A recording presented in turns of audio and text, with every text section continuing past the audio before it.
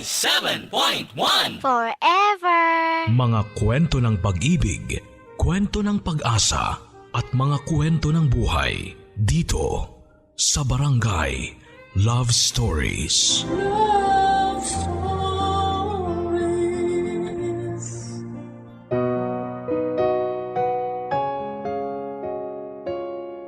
Iba't iba ang klase ng pag-ibig. Iba't iba ang mga nagiging simula at katapusan nito. Madidinig natin ngayon ang isang kwento na hindi na bago subalit bibihira nang nangyayari sa kasalukuyan. Kadalasan daw na nangyayari ito sa mga pamilyang may kaya papadudot. Yung mga nais na magpasanib ang kanilang yaman at kapangyarihan. Pero minsan, kahit hindi naman mayaman ay nangyayari din ang pagkakasundo dahil sa matagal ng magkaibigan ang dalawang pamilya at nais nilang magtuloy-tuloy pa ang pagiging isa ng bawat pamilya. Subalit ano nga ba ang mga nagiging saloobin ng mga taong pinagkakasundo? Marahil madali lang ang pagsasanib kung ang mga pinagkakasundo ay sumusunod din sa kanilang magulang. Pero paano kung ang mga anak ay may sariling gusto? Masalimuot ang usapang ito. Pero ang mapapakinggan natin ay isa lamang sa mga kwento ng pagkakasundo. Alamin natin kung naging maayos ba o hindi ang kalalabasan ng buhay ng mga ipinagkasundo. Dear Papa Dudut, ako po si Aldrin, may asawa at may isa ng anak. Sa katunayan, ang asawa ko ang nagsabi sa akin na sumulat daw ako para ibahagi ang napakasayang love story na ito. Sisimulan ko sa isang salita dahil sa salitang ito ay nagsisimula ang lahat. Ang salitang ito ay ipinagkasundo. Sa mga hindi nakakaalam, ang ipinagkasundo ay ang pag-uusap ng dalawang partido. Usually mga magulang para pag-usapan ang future daw ng dalawang nilalang. Ibig sabihin ay mga bata pa ay nag-uusap na ang mga magulang na sila ang dapat na magkatuluyan pagdating ng panahon. Sa kwentong ito ay wala pa nga ang mga bata ay nagkasundo na ang dalawang tao at isa ako sa mga batang sinasabi ko. Well, hindi na ako bata ngayon. 23 years old na ako sa ngayon at ang highlight ng kwentong ito sa buhay ko ay noong mag-18 years old ako. Nagsimula ang lahat noong magkitang muli si Tatay Aldo at ang kanyang matagal na kaibigan na si Tita Leia na nanay naman ni Charlotte. Matagal na hindi nagkita ang magkaibigan Papa Dudut kaya ganoon na lamang ang pagkasabik nila noong magkabangga sila. Siyempre napag-usapan nila ang kanilang buhay-buhay. Sa tuwa ni Tatay ay inimbitahan niya si Tita Leia para kumain na siya naman niyang pinagbigyan. Huli silang nagkita noong mabuntis si Tita Leia. Opo, Papa Dudut. Mas maaga pong nagkaasawa si Tita Leia dahil sa hindi inaasahang pagbubuntis.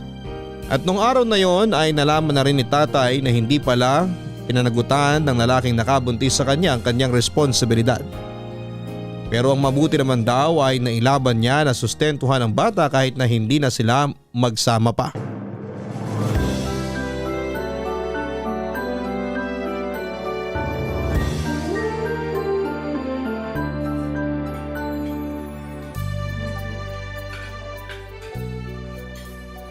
Kumusta ka ngayon? Kumusta ang anak mo? Mabuti naman kami.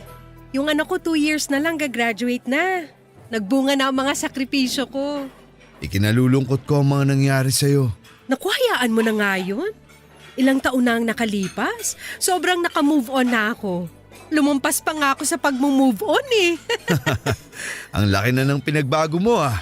Nagjo-joke ka na ngayon. Dati-dati pag nagpapatawa ako, iniirapan mo ako imbis na tumawa eh. Ano ba? Dati pa yun. Sa dami ba naman ang pinagdaanan ko? Kung hindi ako matututong tumawa, baka bumigay na ako. So ngayon, alam mo na ang pakiramdam ko nung binabara mo mga joke ko. Pasensya ka na. Bata pa kasi tayo noon. Hindi ko alam na nakaka-offend pala ako. Alam mo bang ilang taon kong dinala yun? Sorry talaga. Bakit ka nagsusorry? Ha? Kasi nga na-offend kita. Hindi ko akalain na dadalhin mo ng matagal yun. Sorry talaga. Anong sinasabi mo? Ang sinasabi ko, ang tagal kong dala yung joke na yon. Ikaw talaga! Grabe ka naman makatawa. Hindi ko pa nga nasasabi yung joke eh. Ay, sorry. Baka ma-offend ka na naman, ha? Natawa lang ako dun sa antagal mong dinala yung joke. Ano nga ba yung joke na yun? Akala ko hindi mo tatanungin eh. Oh, eto na. Ano ang mas malayo? Tagaytay o buwan? Tagaytay, kasi ang buwan, nakikita ko ang Tagaytay kailangan ko pang bumiyahe. Bakit mo sinagot? Ano ka ba? Alam na alam ko na yung joke na yan. Paulit-ulit mo kayang joke yan. Bakit mo pa pina-joke sa akin? Hindi ko naman pina-joke, tinanong ko lang para maalala ko. Nakakainis ka naman eh. Joke lang, at least successful ako kasi nainis kita. Joke lang uli. Alam mo, ikaw naman ang pag-usapan natin. Naikwento ko na ang nangyari sa akin. Ikaw naman. Kumusta ang buhay mo? Sino bang napangasawa mo? Si Mildred, yung sa kabilang section nung high school tayo. Ay, yung tahimik? Naging kayo pala. Ilan na ang anak nyo? Isa lang, lalaki. Aldrin ang pangalan niya. Bakit isa lang? Medyo may na-develop na heart enlargement si Mildred nung nagbuntis. Kaya sinabi ng doktor na delikado na daw kung magbubuntis siya uli. Pero ayos lang. Masaya naman kami kahit 3 lang kami. Buti pa kayo. Ay, sorry. Naging insensitive ba ako? Hindi, binibiro lang uli kita. Masaya naman kami ng anak ko kahit wala yung pangit na tatay niya. Makapagtapos lang ng kolehiyo si Charlotte kahit hindi ko na makita uli pagmumukha nun. Ayan, nasira tuloy araw mo. Huwag na nga natin pag-usapan yun. Ang pag-usapan natin ay ang mga anak nating sina Aldrin at Charlotte. Teka, yung iniisip mo ba? Tulad ng iniisip ko?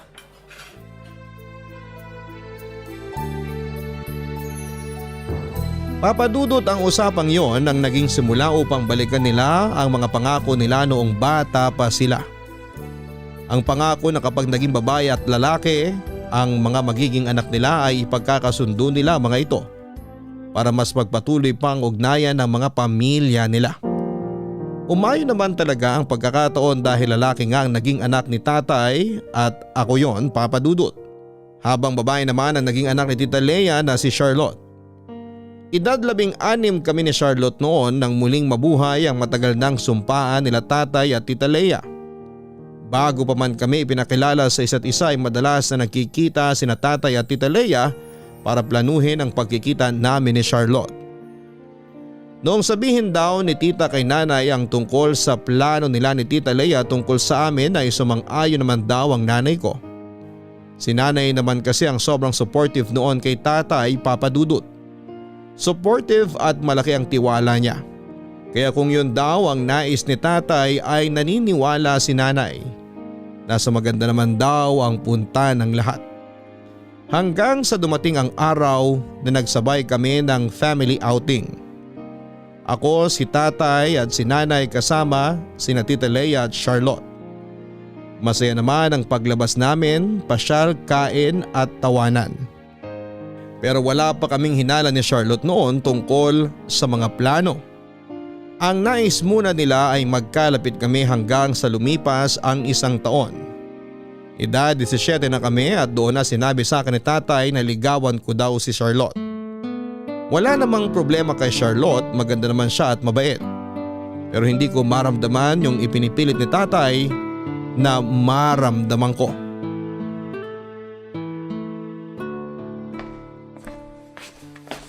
Anak, may gagawin ka ba?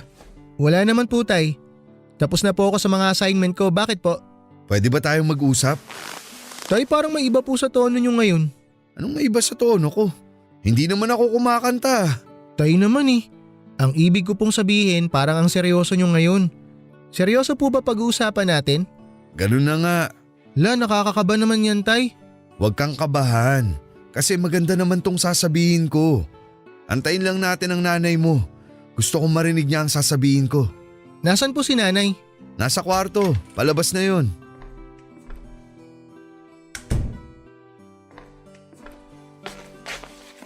Nag-usap na ba kayo?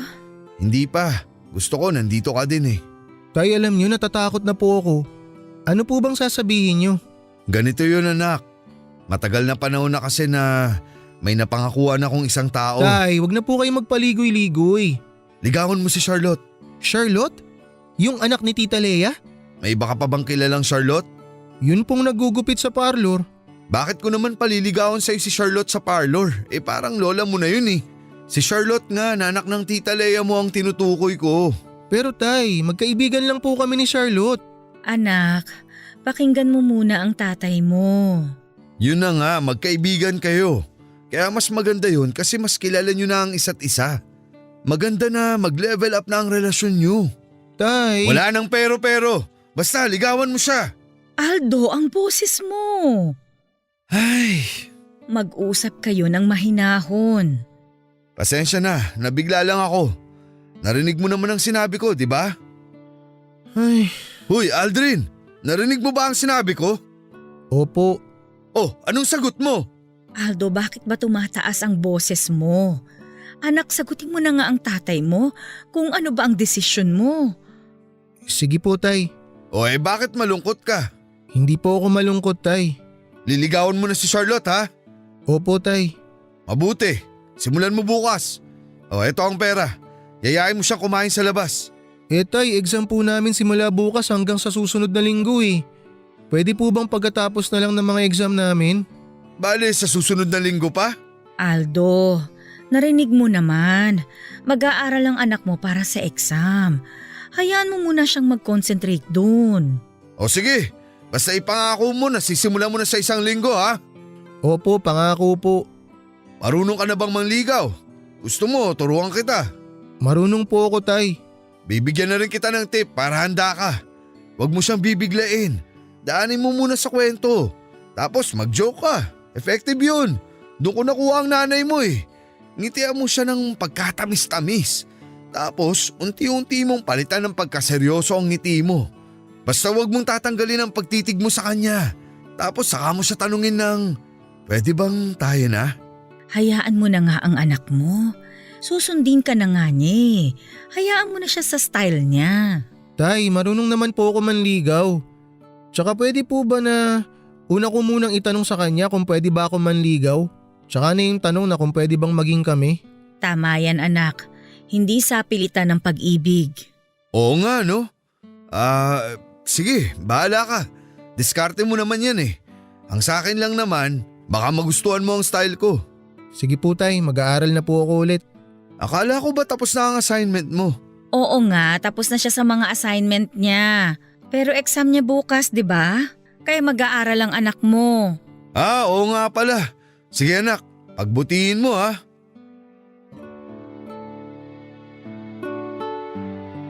Papadudot bagamat iba ang nasa isip ko kesa sa kagustuhan ni tatay ay hindi naman ako naging swael. Mahal ko si tatay kaya sinusubukan ko din naman ang gusto niya. Matapos ang exams ay sinubukan ko ng magparamdam kay Charlotte. Pero wala po akong sinasabi. Gusto ko lang maramdaman niya na iba na ang pagtrato ko sa kanya. Para siya na mismo ang magtanong kung bakit parang nag-iiba ko. Saka ko siya dederetsahing tanungin kung pwede ba siyang ligawan. Kung hindi siya papayag ay wala na akong magagawa basta ginawa ko ang pangako ko. At kung papayag naman siya ay saka ko nasisimula ng totoong panliligaw. Nung unang tanungin ko siya kung pwede nga siyang ligawan ay natawa ito ng sobra. Sinabi kong hindi ako nagbibiro at sinabi naman niya na alam daw niya yon. Kasi wala pa ay sinabihan na din siya ni Tita Lea na sagutin ako kung sakaling manligaw ako sa kanya. Pero diretsyong tao din itong si Charlotte at sinabing hindi niya daw makita ang sarili niya na ako ang kasama sa hinaharap. Dahil lang tingin daw niya sa akin ay parang nakababatang kapatid bilang mas matanda nga ng ilang buwan si Charlotte. Dahil doon ay inamin ko din na kinakailangan ko lang gawin yon para mapagbigyan ng kagustuhan ni tatay. Inamin ko na parang kapatid at best friend din ang tingin ko sa kanya. Pero nakagapos kami dahil ayaw naming sumama ang loob ng mga magulang namin. Hindi naman daw kami magpapakasal dahil napakabata pa namin. Ang gusto lamang nila ay maging kami para mas makilala pa namin ng malalim ang isa't isa. Kaya masakit man sa loob namin, ay kailangan naming magpanggap hindi para lokohin sila kundi para hindi sumama ang loob nila. Bagamat hindi kami sobrang sweet sa harap nila ay ipinaparamdam naman namin sa kanila na malapit na kami sa isa't isa. Saka na namin sasabihin ang totoo kapag alam namin na tama na ang panahon. Gaya nga ng sinabi ni tatay na hindi naman ako manliligaw para magpakasal kami upang para lamang magkakilala kami. Kaya 1 taon din naming pinangatawanan na malapit na kami sa relasyon namin. Yung makita lang nila kami na sobrang close ay okay na sa kanila at naniniwala sila na lalalim ang nararamdaman namin kapag nakilala pa namin ang bawat isa. 1 taong pagpapanggap at paghahanda para masabi namin na hindi kami compatible sa isa't isa. Na mas masaya kami bilang matalik na magkaibigan. Pinaplano na namin noon kung paano sasabihin sa kanila ang totoong nararamdaman namin sa isa't isa, Papa Dudut. Kaya makalipas ang 1 pang taon ay handa na sana kaming sabihin ang totoo na hindi kami kailanman naging magkasintahan. Napag-usapan namin ni Charlotte na isasagawa namin ito sa araw ng pagdalaw namin nila tatay at nanay sa bahay nila. Nang may masamang balita ang dumating.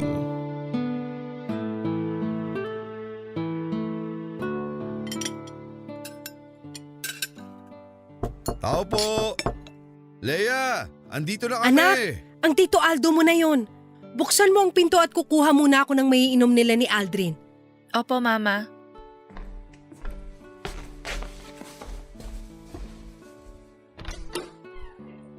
Tuloy po kayo. Charlotte, eto si Aldrin oh. Hi, Aldrin. Hi Charlotte. Nasaan ang mama mo? Eto ako! Kumuha lang muna ako ng maiinom nyo at paluto pa lang yung pagkain. Maupo muna kayo. Nasaan si Mildred? Hindi na siya sumama. Masakit daw ang ulo eh. Sana pala ipinag-ibang araw na natin ang pagdalaw nyo. Wala siyang kasama doon. Nandun naman ang pinsan ko. Yan din ang sinabi ko kanina na tatawagan na lang kita para ipagpaliban ang pagpunta namin.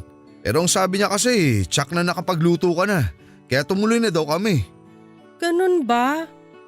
Alam ko na. Uwian mo na lang siya ng niluto ko. Sige, salamat. Sigurado magugustuhan niyang niluto mo. O Charlotte, bakit ang tahimik mo? Aba, entertainin mo si Aldrin. Ma, wala akong hinandang dance number. Nakakatawa yun ah. Pareho tayong bumanat ng joke. Sakto talaga na ikaw ang magiging manugang ko. Huy, nasa manugang ka kaagad dyan. Magtatapos pa sila ng pag-aaral. Sa ngayon tama na muna na sila. Di ba anak? Po? Opo. Ano bang niluto mo? Nagluto ako ng adobo. Yung kaldereta naman paluto na rin. Sandali maghahain na kami ni Charlotte para makakain na muna tayo. Ay, tayo na lang maghain, Leia. Hayaan na lang natin ang mga bata dito para makapag-usap. Oo nga. Sige, tara na. Maiwan na muna namin kayong dalawa dito, ha? Opo, Ma. Sure ka ba na ngayon na natin sasabihin ang totoo? Oo, 1 taon na din ang nakalipas. Nagigilty na din ako na parang niloloko na natin sila eh. Ako nga din eh. Ano sa palagay mo? Sabihin natin bago kumain? Wag. Baka mawalan sila ng gana, sayang niluto ng mama mo. Di pagkatapos na kumain saka natin sabihin. Magkakape pa yung mga yun. Hayaan mo munang maubos nila yung kape nila para matunawan na. Ang dami namang ganap. Mabuti yung planado ang lahat para mas maayos. Okay, sige.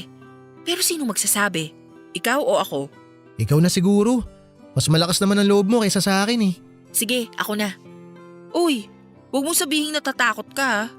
Medyo. Pero kaya ko to. Kaya natin to. Anong kaya nyo? Po? Ito pong silya. Kaya po namin tong silya. Bakit niyo bubuhatin yung silya? Po? Hindi po ba ililipat sa kusina? May mga upuan naman sa kusina. Itong batang to parang ngayon lang kakain dito. Hayaan nyo na yung si Aldrin. Madami kasing iniisip sa eskwela niya. Oo nga. Madalas, ganyan din yan sa bahay. Parang palaging nalilito. Tay, may sasabihin po kami. Kami? Sinong kami ang sinasabi mo? Kayo ni Charlotte? Opo, Ma. Ano Ano yun? Ay, teka! Naku, hindi muna. Wag muna. Wag po ang alin, Ma. Nagbabalak ba kayo magpakasal?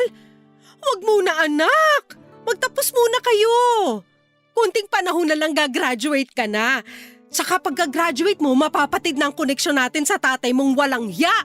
Ma, ano bang magpapakasal? Hindi po yun ang sasabihin namin. Wala sa isip namin yun, no?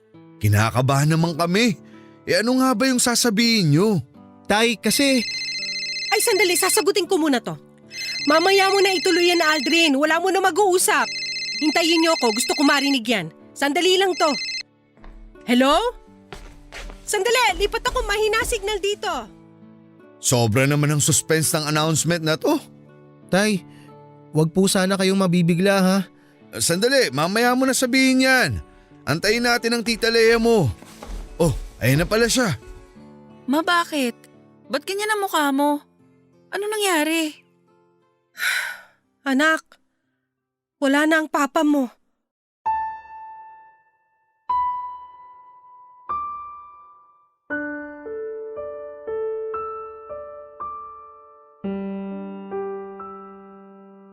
Parang kami lang ni tatay ang nagulat sa balitang yon, Papa Dudut. Ang itsura ni Tita Lea ay parang naiinis at si Charlotte naman ay parang simpleng balita lang ang narinig. Si Tita Lea naiinis kasi wala nang magpapadala ng pera para sa pag-aaral ni Charlotte at si Charlotte naman ay parang tinanggap na lamang kaagad ang nangyari. Hindi din naman namin sila masisisi kasi una ay hindi naman niya pinanagutan ng pagbubuntis ni Tita Lea. Na mabuti na lang talaga at naipaglaban niya para sa sustento na siyang ginagamit niya para sa pagpapaaral ni Charlotte. Si Charlotte naman ay talaga namang hindi niya nakilala ang ama dahil hindi ito nagpakita sa kanya kahit kailan. Ang tanging naging connection lamang talaga nila ay ang sustento. Mabuti pa wag na nating pag-usapan yan, Papa Dudut, kasi maselan siya at hindi ko din alam kung ano rin ang reaksyon ko. Anyway, ayun nga, dahil sa balita ay hindi namin nasabi ang pag-amin namin sa totoong relasyon namin ni Charlotte. Ipinagpaliban na muna namin ang pag-amin. Hahayaan muna naming lumipas ang panahon. Papa Dudut, ewan kung bakit parang sobra naman ang pagkakataon. Dahil ilang araw lamang ang lumipas mula ng mabalitang tungkol sa papa ni Charlotte ay itinakbo naman namin sa ospital si nanay. Dahil nahirapan na siya ng sobrang huminga. Dati-dati pag nararamdaman niya yon ay humihiga lamang siya at magpapahinga at magiging maayos na muli ang pakiramdam niya. Pero iba ng araw na yon, Papa Dudut, kaya isinugod na namin siya sa ospital. Tay, ano pong nangyayari kay nanay? Hintayin natin na doktor ang magsabi kung ano ba talaga ang nangyayari sa nanay mo. Tay, natatakot po ako. Lakasan mo ang loob mo. Tay, madalas na hinahapo si nanay pero pag ipinagpahinga naman niya tapos uminom siya ng gamot, umu-okay na siya ulit eh. Pero bakit parang iba na yung nangyari ngayon? Hindi ko din alam, nak. Maayos naman siya kaninang umaga. Ewan ko ba kung bakit biglang sumikip ang dibdib niya. Wala naman siyang ginawang mabigat eh. Huminahon ka lang, anak. Walang mangyayari sa nanay mo. Mabuti pa, magdasal ka para sa ikabubuti ng kalagayan ng nanay mo. Okay po, tay. Maiwan muna kita sandali. Pupuntahan ko lang yung doktor. Bantayan mo muna nanay mo. Babalik ako agad. Sige po, tay.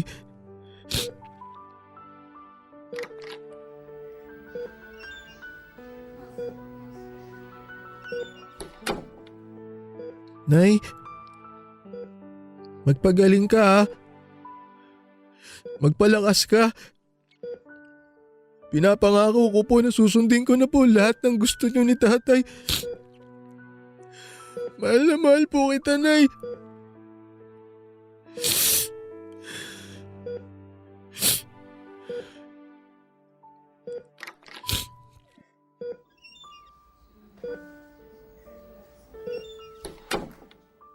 Tay, ano bang sabi ng doktor? Aldo, Nandito ako. Magpahinga ka muna. gusto ko muna kayong makausap. Magpahinga muna kayo, Nay. Anak, Nararamdaman ko na parang hindi na ako magtatagal. Nay, huwag kayong magsalita ng ganyan. Mahal ko, ano ba ang gusto mong sabihin? Aldo, gusto ko lang sabihin na kung anong maging desisyon ng anak mo sa gusto niya sa buhay, sana tanggapin mo. Oo, mahal. Gagawin ko yun. Anak, gusto namin ng tatay mo na maging maayos ang buhay mo. Tapusin mo ang pag-aaral mo, ha? Huwag mong pababayaan ang tatay mo. Nay naman eh. Huwag nga kayong magsalita ng ganyan. Magpahinga ka na muna, mahal ko. Magpalakas ka. Aldo, pag nawala na ako, huwag mo sanang pabayaan ang sarili mo, ha? Kung may magugustuhan kang ibang babae, huwag mo kong gawing balakid para sumaya ka ulit. Mas magiging masaya ako kapag nalaman kong masaya ka rin. Huwag kayong malungkot. Kasi 19 na taon din naman ang ibinigay sa akin na pangalawang buhay para makasama ko kayo. Parang hindi sapat pero habang nasa puso natin ang isa't isa, ano man ang mga mangyari, hindi mawawala ang pagmamahal ko sa inyo. Kaya Aldo, huwag kang matakot mag-asawa uli, ha? Binibigay ko sa iyo ang basbas ko. Basta sana yung mamahalin din ng anak natin tulad ng pagmamahal ko sa kanya. Oo, mahal ko. Aldo, matutulog na muna ako, ha? Sige, mahal ko. Magpalakas ka.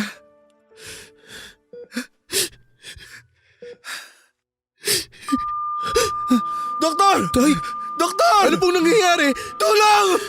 Kapit lang, mahal! Nay! Kapit lang! Nay, gumising ka, Nay! Nay, please! Gumising ka, Nay! Nay! Nay! Tay, ano po nangyayari, Tay? Nay, please! Please, gumising ka, Nay!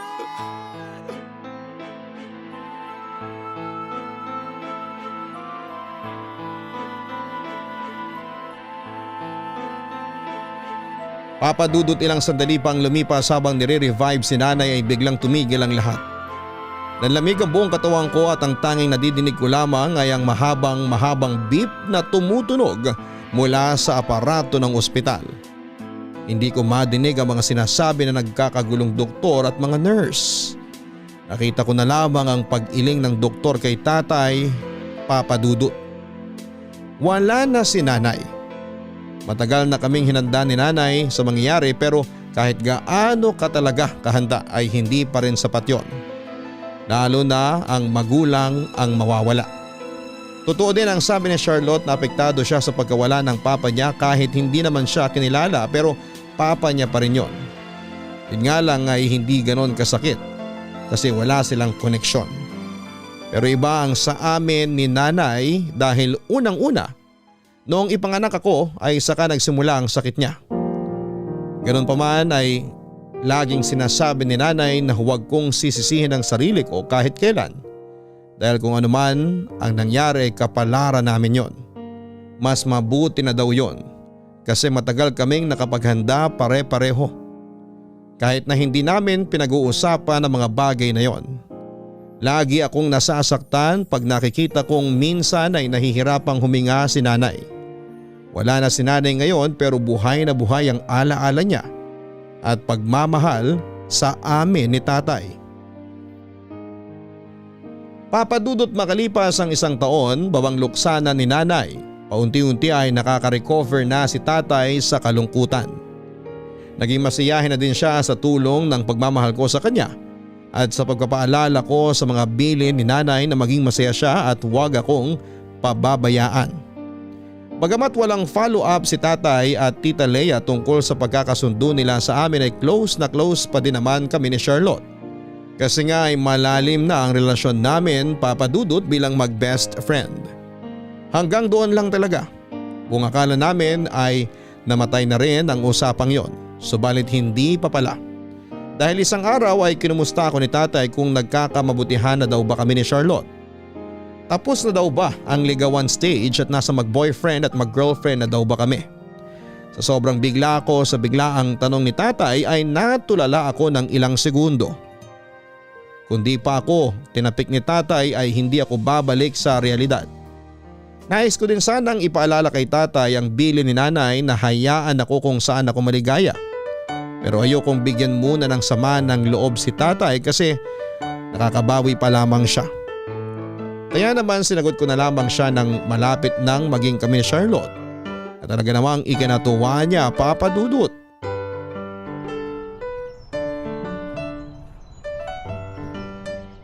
Aldrin! Akala ko hindi ka na darating eh. Naubos ko na yung dinala kong chichirya kakahintay sa'yo. Pasensya na. Alam mo naman, graduating kaya ang daming deadlines. Okay lang naman kaso naubos ko na nga yung baon ko na dapat kakainin natin habang nagpaplano. Oh, anong nakakatawa? Natatawa ako sa nagpaplano. Parang may kukunin tayong napaka-importanting bagay sa loob ng isang lugar na punong-puno ng security. Puro ka naman biro eh. Natawa lang naman ako. So anong plano? Bumili muna tayo ng makukutkot. Mahirap mag-isip pag walang inunguya. Wag na. Alam ko naman na pag naiinip ka, napapalakas ang pagkain mo. Kaya nagdala din ako na makakain natin. Talaga? Nice! So ano ngang plano? Si tatay kasi, akala ko nakalimutan niya na yung gusto niya na maging tayo. Kaso ayun, nung isang araw bigla na lang akong tinanong kung tayo na daw. Nako, si mama. Hindi lang nung isang araw nagtanong, halos linggo-linggong nagtatanong. Anong sabi mo? Sabi ko nagkakamabutihan naman tayo. Bakit mo sinabi yun? Baka mas lalong umasa yung mga yun. Ikaw ba nung tinanong ka ng tatay mo, anong sinabi mo? Ha? Sabi ko, malapit na. Okay mo to? Bakit di mo sinabing totoo? Natatakot kasi ako eh. Kaka-recover lang ni tatay sa lungkot niya. Baka pag sinuway ko siya, maging malungkot na naman yun. Kung sa bagay, ganun din si nanay eh. Malungkot din siya sa pagkawala ng papa mo? Hindi no. Nalungkot siya kasi nga kailangan niya na magdoble kayo dahil wala nang sustento si papa. Stress si mama kaya mahirap sabihin sa kanya yung totoo tungkol sa atin. Ano ba to? Bakit ang hirap sabihin? Hindi lang kasi yung damdamin natin ang nakataya dito eh. Kailangan nating i-consider feelings ni mama at ng tatay mo. So, anong gagawin natin? Ikaw ba may chance na magkagusto sa akin? Alam mo naman na parang kapatid lang ang tingin ko sa'yo eh. Mismo! Ganun din naman ako sa'yo. Kaya kung hindi naman talaga mangyayari yun, mas mabuting sabihin na natin sa kanila yung totoo. Kaso ano? Kaso hindi pa ngayon. Dahil nga kailangan nating isipin ang feelings nila. Ay, ang hirap. Tiis-tiis lang. Konting hintay pa siguro makakakuha din tayo ng pagkakataon para sabihin sa kanila. Kung tutuusin, ang simple lang nitong problema natin eh. Yung mga ganitong sitwasyon sa mga napapanood ko, ayun, sinasabi nila agad yung totoo. Tapos dun papasok yung kontrabida. Sino naman yung kontrabida? Yun nga, walang kontrabida. Kaya nga iba tong problema natin. Labo mo. So ano nga gagawin natin? Ito naman nakikinig ka ba? Sabi ko maghintay muna tayo ng konti at masasabi din natin sa kanila ang totoo. So sakay muna tayo sa mga gusto nila? Ganun na nga.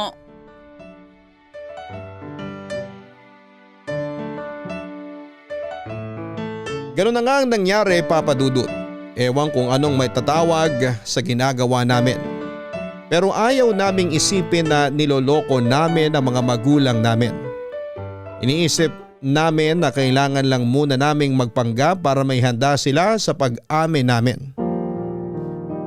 Nakakatawa yung iba na nahihirapang humanap ng pagkakataon para aminin na may relasyon sila. Kami ni Charlotte ay nahihirapang humanap ng pagkakataon para sabihing wala kaming relasyon.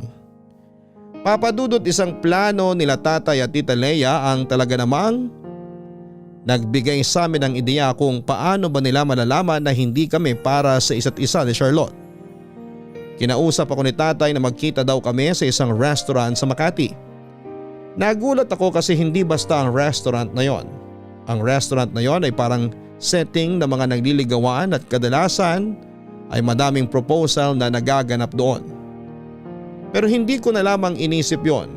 Inisip ko na lamang na baka gusto ni tatay na kumain kami doon para maalala namin si nanay. Pero nang dumating ako doon ay nagulat ako na nandun din si Charlotte. Nilapitan ko siya at inisip na 4 kaming kakain sa restaurant na yon. Pero wala pa si Tita Leia. Ang sabi ni Charlotte ay sinabihan lang daw siya ng mama niya na doon na din sila magkita. Pero hindi nila nasabi na sino man sa amin na magkikita pala kami doon.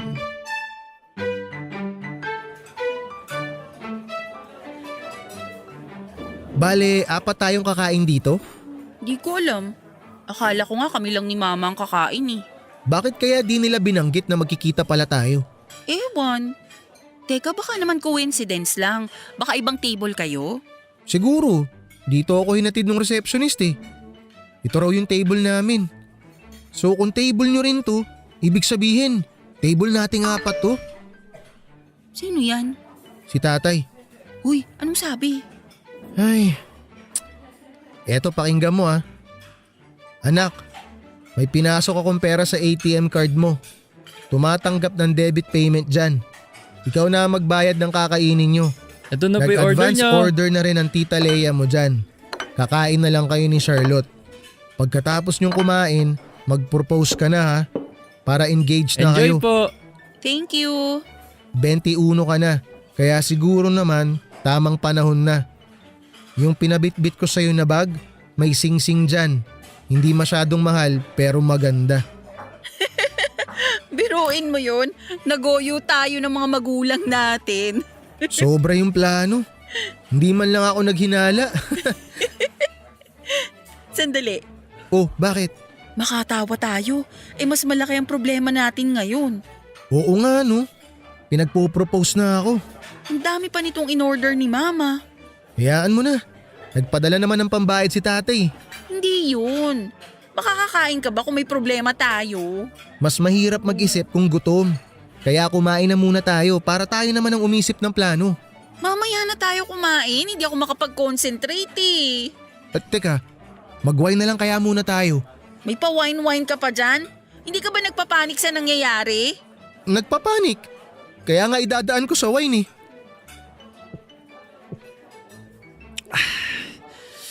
Okay. So anong plano? Tignan mo to. Akala ko ikaw ang may naisip eh. What if sabihin na natin?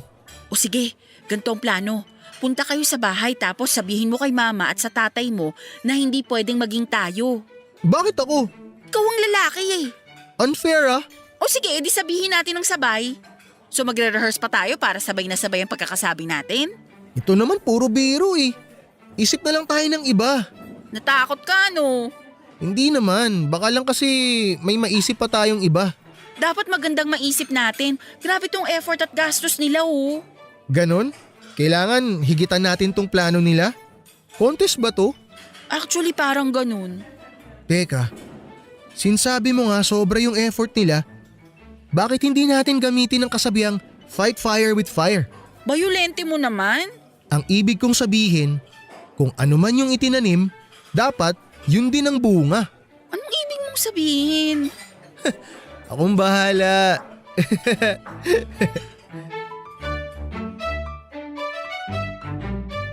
Papadudot, tawang-tawa si Charlotte sa plano ko. Pero kahit natatawa kami, syempre ay kabado pa rin kami. Paano kung hindi maging epektibo? Aaminin na ba namin na hindi kami magiging kami? Paano namin aaminin nang hindi sasama ang loob nila? Ang daming tanong. Mga tanong na lalong nagpapahirap sa amin, pero Papadudot, alam mo ba? Na dahil sa sitwasyon namin ay mas lalong lumalim ang pagiging magkaibigan namin ni Charlotte. Kaya nga mas lalo ding naramdaman namin na hindi talaga magiging kami. Kaya kailangan naming planuhin ng maayos ang binabalak namin. Dahil yun na ata ang huling barahan namin bago kami dumating sa pag-amin sa kanila. Matapos nga ang gabi ng arranged date and proposal sa amin ay tinanong ako ni tatay kung kami na. Sabi ko na lamang na hindi ako nakapag-propose. Sinabi ko na dinadaga ako kaya hindi ko nasabi ang dapat kong sabihin. Nangihinayang si tatay pero ilang sandali may bago na naman siyang plano. Sabi ba naman na magluluto na lang siya sa bahay at iimbitahan namin sina Charlotte at Tita Leia para daw kung sakaling dagain na naman ako. at hindi ako makapag-propose ay nandun siya para mag-follow up daw. Porsigido si Tatay Papadudot at pinilit kong ngumiti na kunwari natuwa sa plano niya. Pagpasok ko sa kwarto ay tinawagan ko kaagad si Charlotte at sinabing kailangan na naming isakatuparan ang plano namin sa lalong madaling panahon. Kailangang maunahan namin ang plano ni Tatay. Halos araw-araw kaming nagkikita ni Charlotte, Papadudot. Kadatapos ng mga klase namin ay nagkikita kami sa park para planuhin ang maganda ang gagawin namin. Para kaming gumagawa ng thesis sa loob ng 1 linggo. Siyempre hindi naman may isasakatuparan ng plano kung usap lamang. Kailangan namin ng budget at mabuti na lamang at may mga ipon kami ni Charlotte. Pinagsama namin yon na panggastos. Alam naman natin, Papadudot, na kailangan ng sakripisyo para maging epektibo ang mga iniisip at minsan ang sakripisyo ay pera. Inisip na lang namin na parang treat na lang namin yon sa mga magulang namin. Kumbaga, Papadudot, ay hitting 2 birds with 1 stone. Na-treat na namin sila ay nagawa pa namin ang plano hanggang sa dumating ang araw na pinaplano namin.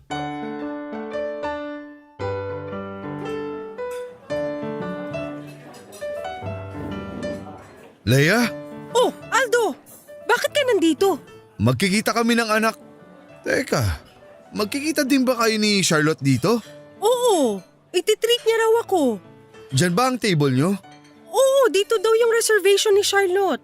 Dito na lang kayo. Parating na rin si Aldrin. Mabuti pa nga. Sandali, pupunta lang ako sa reception. Ipapakancel ko na tong mesa namin. Ako na, maupo ka na dito. Balik ako agad. Okay, sige. Salamat.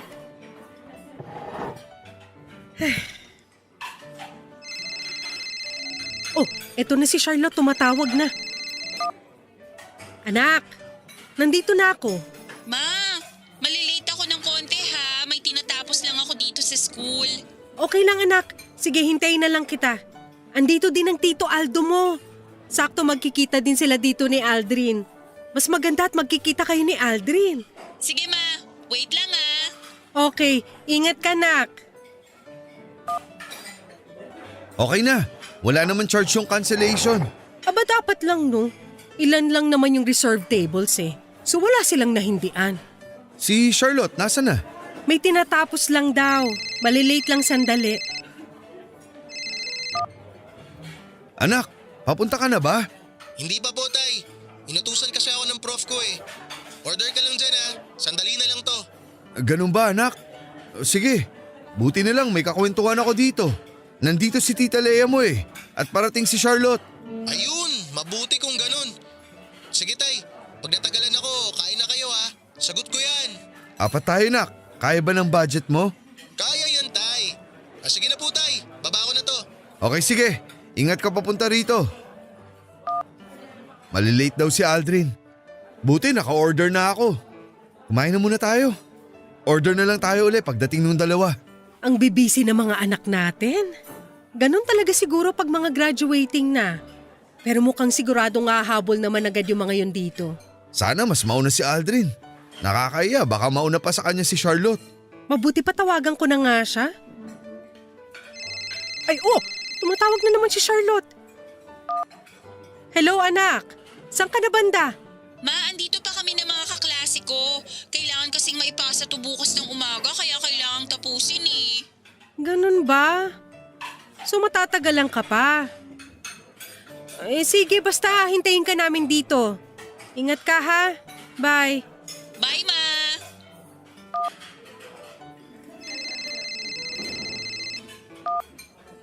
Anak, bilisan mo. Habang wala pa si Charlotte. Tay, sabit pa ako eh. Baka mga 30 minutes pa ako dito. Kain na kaya kayo?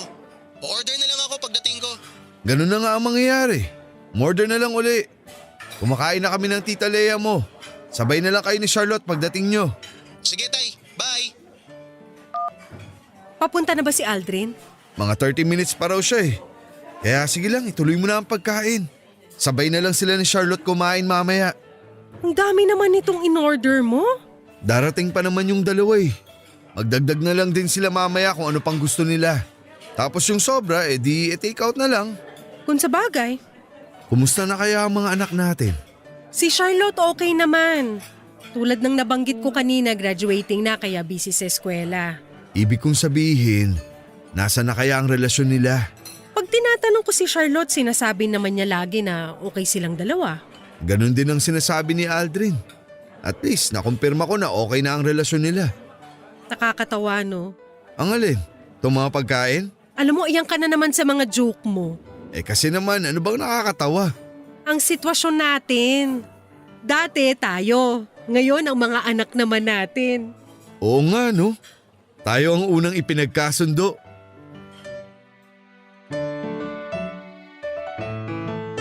Papadudot nung araw na yon ay para namang kaming mga private investigator. Dahil nandun kami para tingnan kung nagiging epektibo ba ang plano namin. Maya't maya ang tawag namin para hindi sila makahalata na plano talaga namin na magkausap sila ng matagal. Nag-disguise pa kami ni Charlotte para hindi nila kami makilala. Tawag kami ng tawag sa kanila hanggang sa huling tawag namin na hindi na kami makakarating at gaya ng ginawa ni tatay ay pinadala ko din sa ATM card niya ang pambayad nila sa mga kakainin nila. Ang pera na pinaghatian namin ni Charlotte. Matapos yun ay parang hindi naman sila nagalit sa ginawa naming setup dahil ang sarap ng kwentuhan nila at nagtatawanan pa. Pero ang nakakagulat ay ang nalaman namin noong araw na yon. Si tatay pala at si tita Lea ang unang ipinagkasundo ng mga magulang nila. Hindi lang sila nagkatuluyan dahil sa nangyari kay tita Lea nang madisgrasya siya ng tatay ni Charlotte. Kaya ang napagkasunduan ay sa amin nila ipinasa para matuloy lang ang naudlot na pagkakasundo. Dahil sa nadinig namin ay lumakas ang loob namin na aminin na sa kanila na hindi kami nagkakagustuhan dahil nga para na lamang kaming magkapatid, best friends. Pero susubukan namin papadudot kung hindi sila magiging masaya sa desisyon namin. Sabi namin ni Charlotte ay bahala na. Basta dapat ay maging tapat kami sa kanila. Kailangan namin silang biguin na maipagpatuloy ang naudlot na pagkakasundo o papadudot. Tay, anong meron? Bakit ba ang dami niyong niluto? Marami po ba tayong bisita? Si Tita Lea mo at si Charlotte lang ang bisita natin. Wala namang okasyon. Dadalaw lang sila. Tay, may gusto sana akong sabihin sa inyo. Aldo! Nandiyan na pala sila. Halika, salubungin natin. Sige po.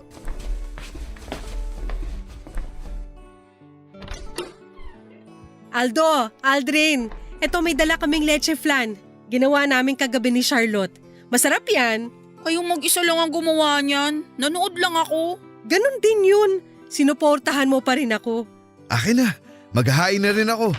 Maupo muna kayo. Tutulungan na kita. Anak, sandali tutulungan ko lang ang Tito Aldo mo ha. Mag-usap muna kayo dyan ni Aldrin. Okay po, ma. Patay tayo. Bakit? Nalaman ba nila na sinetap natin sila? Hindi ako sigurado pero wala namang nabanggit si tatay sa akin tungkol dun. Si mama din naman. Hindi nga namin napag-usapan yung gabing yun eh. Teka, ang labo mo. Hindi naman pala tayo kukumprontahin tungkol dun. Anong sinasabi mong patay tayo? May kutob ako na ngayon ipipilit ni tatay at ni tita Lea na mag-propose na ako sa'yo. Oo nga. Kasi tinatanong ko si mama kung anong meron. Sabi niya lang wala. Magsasalo-salo lang daw tayo. Anong gagawin natin? Hindi ko alam. Pero basta pag nararamdaman na natin na sasabihin na nila yung tungkol sa proposal, unahan na natin sila na sabihin ng totoo ha. Sige, bahala na. Kinakabahan ako pero bahala na talaga. Ayokong pasakayin pa sila na magiging tayo. Ako din. Hindi deserve ni mama na lukuhin ko. Basta dalawa tayo magsasalita Oo. Anak! Charlotte! Di na kayo dito, kakain na! This is it. Good luck. Uy, anong good luck? Akala ko dalawa tayo magsasalita. Ito naman, oo nga. Ang ibig kong sabihin, good luck sa atin. Anak! Po, andyan na po! Tara na.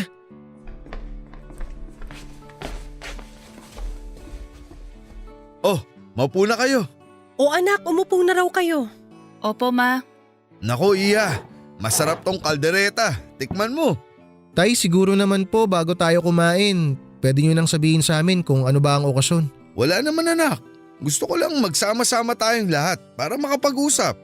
Ano pong pag-uusapan natin? Naku, mamaya na natin pag-usapan yung mga sasabihin na yan at nagugutom na kami ni Charlotte. Ay, hindi pa naman po ako masyadong gutom, ma. Pwede pa naman pong mag-usap muna. Mamaya na anak, lalamig ang pagkain. Oo nga, mas masarap yan kainin ng mainit pa kaya mamaya na tayo mag-usap. Tay, may gusto po kaming sabihin ni Charlotte sa inyo ni Tita Lea. Ang totoo niyan, kami rin ang Tita Lea mo. May gustong sabihin sa inyo. Kaya mukhang mahaba-haba ang usapan na to. Ang mabuti pa, kumain na muna tayo. Pero magdasal na muna tayo.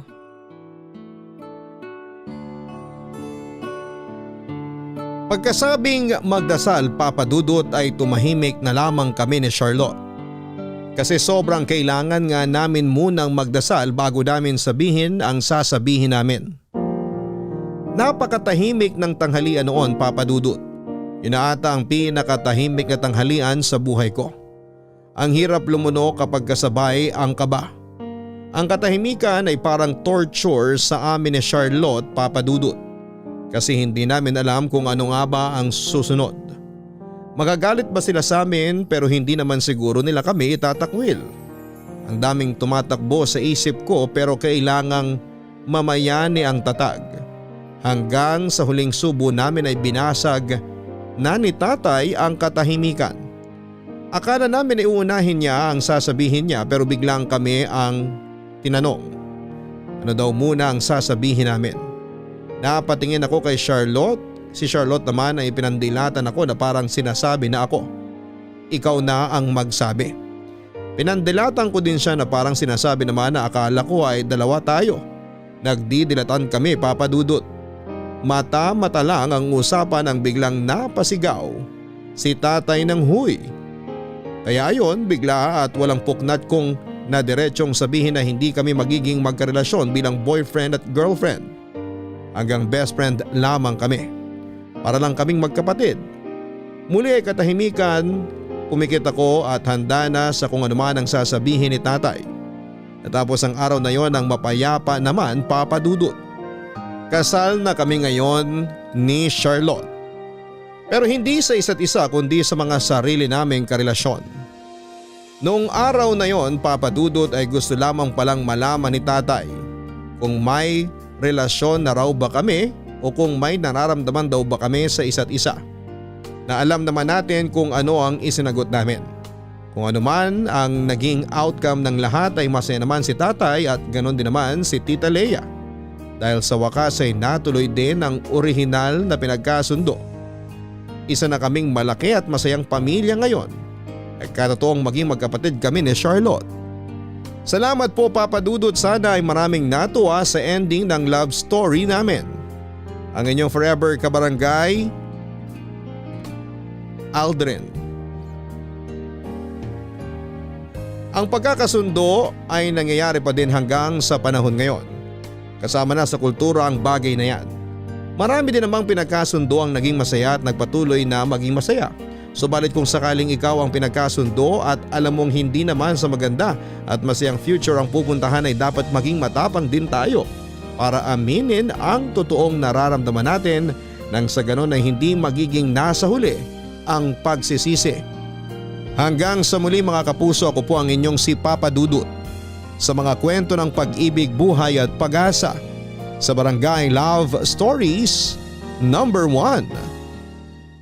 Mga kwento ng pag-ibig, kwento ng pag-asa at mga kwento ng buhay dito sa Barangay Love Stories. Love Stories.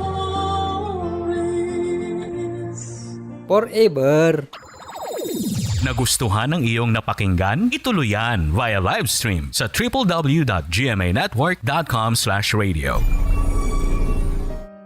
Kabarangay, i-share mo ang iyong barangay love stories. Sabay-sabay nating pakinggan ang iyong kwento ng pag-ibig, buhay at pag-asa. Ipadala lang sa barangaylovestories@yahoo.com.